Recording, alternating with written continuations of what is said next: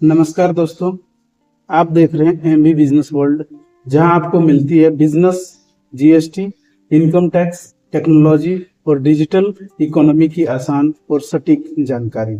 आज का हमारा टॉपिक है इलेक्ट्रॉनिक कॉमर्स यानी ई कॉमर्स का असली मतलब क्या होता है। आइए इसको आज हम लोग जानते हैं।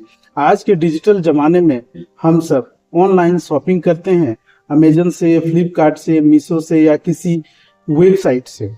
तो लेकिन क्या आपने कभी सोचा है कि ई कॉमर्स की ऑफिशियल डेफिनेशन क्या है? चलिए आसान भाषा में समझते हैं दोस्तों। ई कॉमर्स क्या होता है?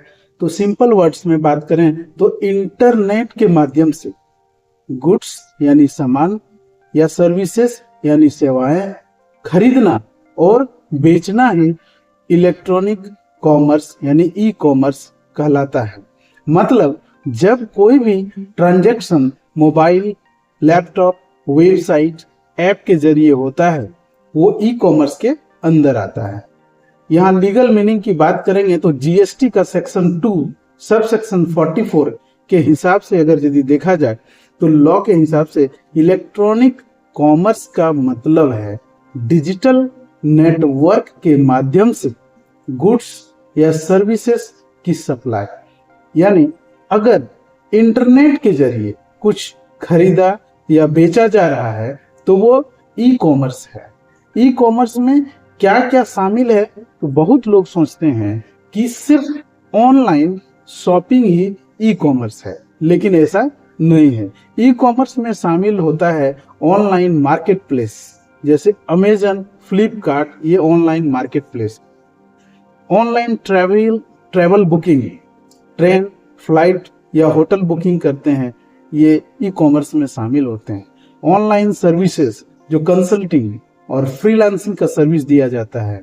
डिजिटल प्रोडक्ट्स के बारे में ये भी ई कॉमर्स में आते हैं। तो डिजिटल प्रोडक्ट्स भी ई कॉमर्स है, ये भी ई कॉमर्स में आता है। जैसे ई बुक्स हो गया, सॉफ्टवेयर हो गया, म्यूजिक हो गया, ऑनलाइन कोर्सेस हो गया, डिजिटल वीडियोस हो गया। यानी जो चीज डाउनलोड होकर मिलती है या ऑनलाइन एक्सेस से मिलती है वो भी ई कॉमर्स का हिस्सा है।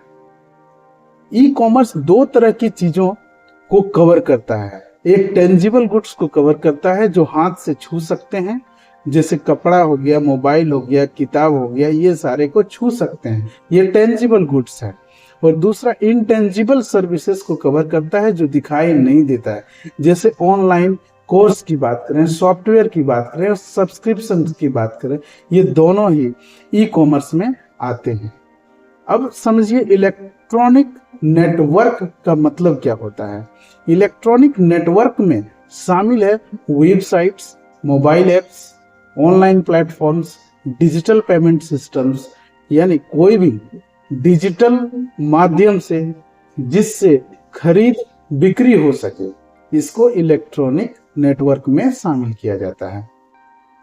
दोस्तों, ई कॉमर्स सिर्फ ऑनलाइन शॉपिंग नहीं है, बल्कि हर वो डिजिटल ट्रांजैक्शन है जिसमें गुड्स और सर्विसेज इंटरनेट से खरीदी या बेची जाती है।